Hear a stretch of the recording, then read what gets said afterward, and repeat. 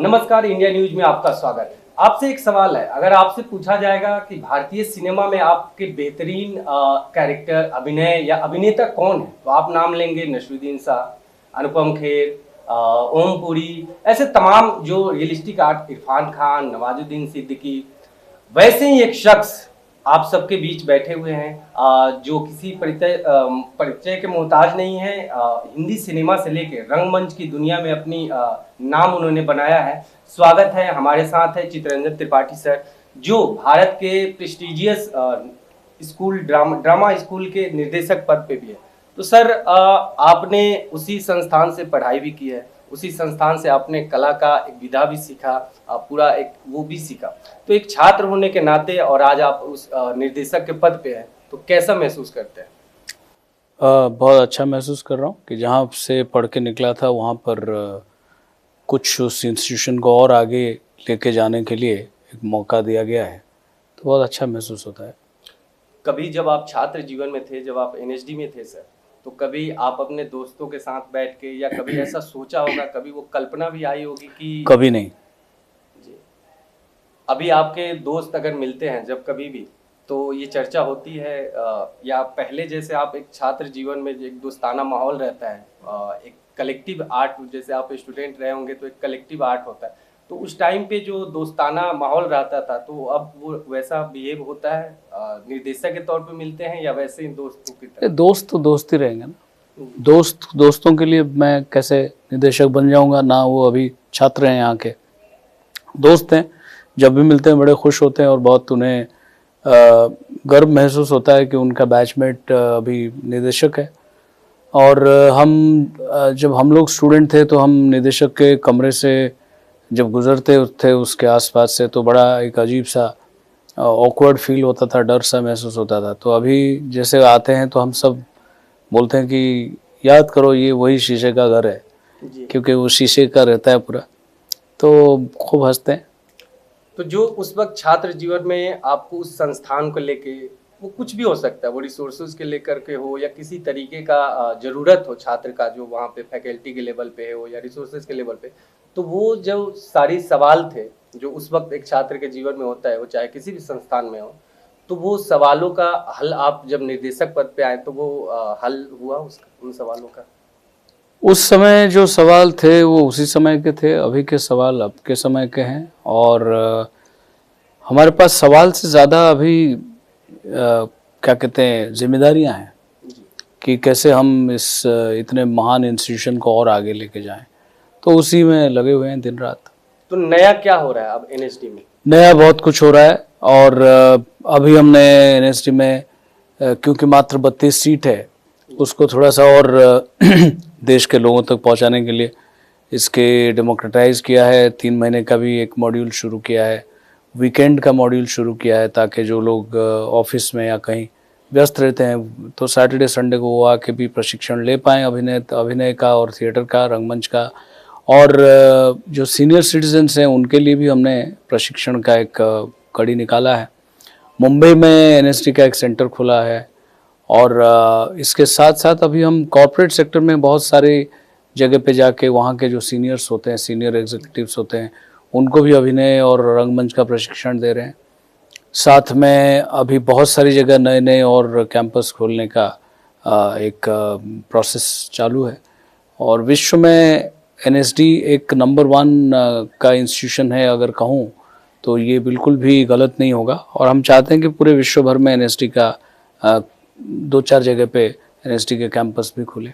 तो बहुत कुछ चल रहा है सर। पहले हम लोग जब कॉलेज जमाने में थे, दिल्ली यूनिवर्सिटी से मैंने भी पढ़ाई की है, तो उस टाइम पे भारत रंगम हुआ करता था। भारत रंगम नहीं, भारत रंग महोत्सव, भारंगम। अब तो भारंगम जी, तो अब उसमें क्या तब्दीली आई है? आप लोग इसको रूटेड, जैसे भारत तो कला विविधताओं का देश है, तो आप लोग रीजनल थिएटर आर्टिस्ट या जो रीजनल कलाकार हैं, आजकल तो ओटीटी प्लेटफॉर्म्स का एक तरीके से ब्लास्ट है, वायरलिटी और रील कल्चर का ब्लास्ट है, तो उसमें इस कला को T20 के ज़माने में टेस्ट मैच अगर इसे कह लें, थिएटर को, जो शुद्ध क्रिकेट अगर खेलने पसंद करने वाले दर्शक होते हैं वो टेस्ट मैच देखते हैं, जो अच्छे कला को पसंद करने वाले लोग होते हैं वो थिएटर देखते हैं। तो उन उन उन दर्शकों तक, उन कलाकारों तक कैसे एनएसडी जैसा बड़ा संस्थान कैसे पहुंचने की कोशिश कर रही है? भारत रंग महोत्सव अभी विश्व का सबसे बड़ा अंतर्राष्ट्रीय नाट्य महोत्सव है। हर तरह से, मतलब किसी भी तरह से इसकी नपाई की जाए, आज पूरे वर्ल्ड में ऐसा कोई थिएटर फेस्टिवल नहीं है जो भारत रंग महोत्सव से बड़ा हो। तो एक भारतीय होने के नाते आपके लिए भी एक गर्व का एहसास है कि आपके देश में भारत रंग महोत्सव नाम का एक थिएटर का महाकुंभ यहाँ पे उसको हम सेलिब्रेट कर रहे हैं, जो कि विश्व का अद्वितीय है, एक ही है और अव्वल है। इसमें गांव खेड़े से लेके सुदूर सात समंदर पार के देश तक अलग अलग थिएटर ग्रुप्स आते हैं। पूरा विश्व यहाँ परफॉर्म करता है और मंच प्रदान करता है भारत। इसमें इस बार जो है, इस बार देश भर में ये हो रहा है। दिल्ली में तो 27 जनवरी से लेकर 20 फरवरी तक हो ही रहा है। साथ में जितने सारे इंडियन स्टेट्स हैं, इंडियन यूटीज़ हैं, वो सब जगह पे भारत रंग महोत्सव खेला जा रहा है।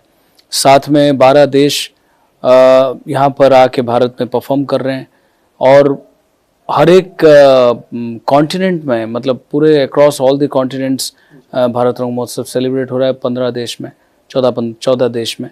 तो किसी भी तरह से आप कहेंगे तो भारत रंग महोत्सव बहुत लार्जेस्ट फेस्टिवल है और इसमें जो अभिव्यक्ति को परिप्रकाश करने का जो एक मौका मिलता है, उससे लोग टेस्ट मैच कहें, T20 कहें या 50-50 कहें, लोगों के लिए ये चित्ताकर्षक है और ज्ञानवर्धक भी है।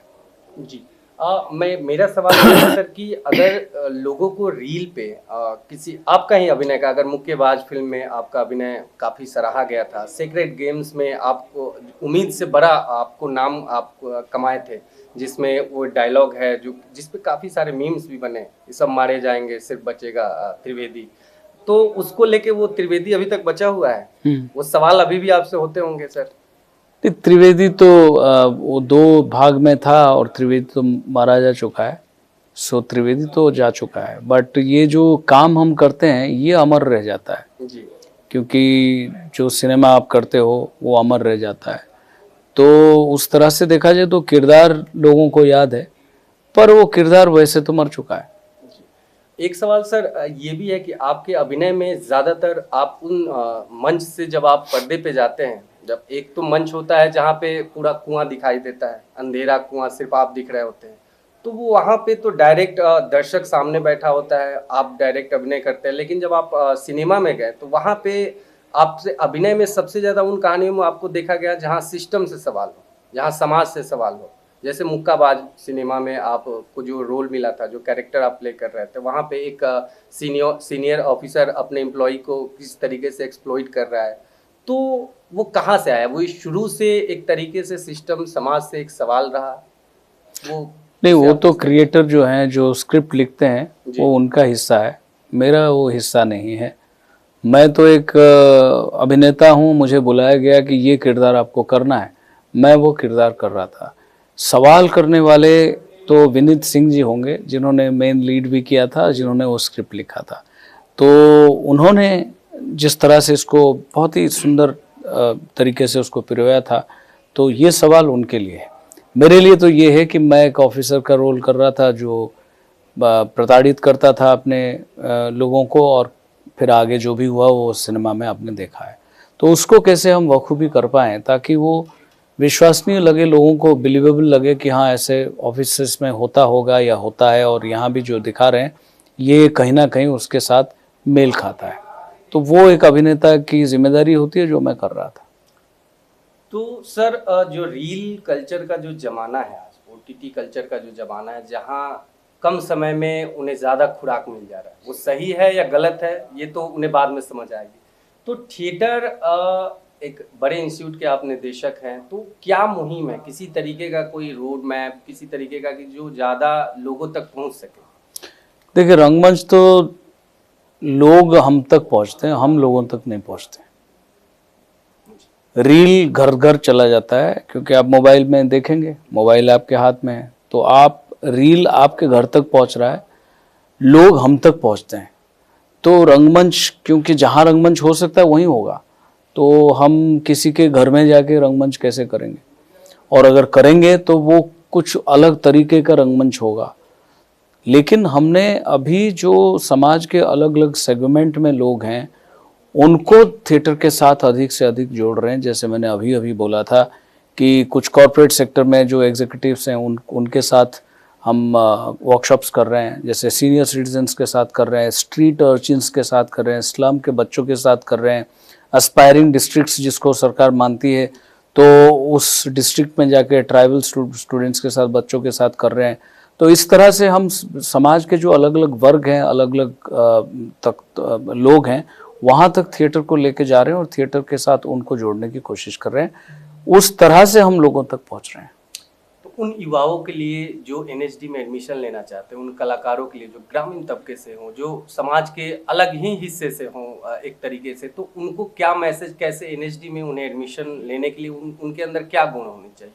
उनके अंदर एक तो टैलेंट होनी चाहिए, और टैलेंट के साथ साथ वो टैलेंट जो कि ना केवल खाली अभिनय कर पा रहा है बल्कि पूरे भारत में, पूरे विश्व में, लिटरेचर के वर्ल्ड में क्या हो रहा है, पेंटिंग के वर्ल्ड में क्या हो रहा है, म्यूज़िक के वर्ल्ड में क्या हो रहा है, इन सब की एक जानकारी भी उनके पास हो। कहने का मतलब है कि अपने आप को निखारें, पर सर्वांगीण तरीके से निखारें, और खूब पढ़ें और खूब अच्छे से चीज़ों को समझें, और अभिनय और बाकी चीज़ों को भी बहुत अच्छे से करें, तब जाके 32 लोगों में से भारत में उनका चुनाव हो सकता है। तो सर, ये सेंट्रल तरीके से संस्थान है, तो कई बार ये होता है कि यहाँ 20 सीट पहले हुआ करती थी, आज के वक्त में 32 सीटें हैं।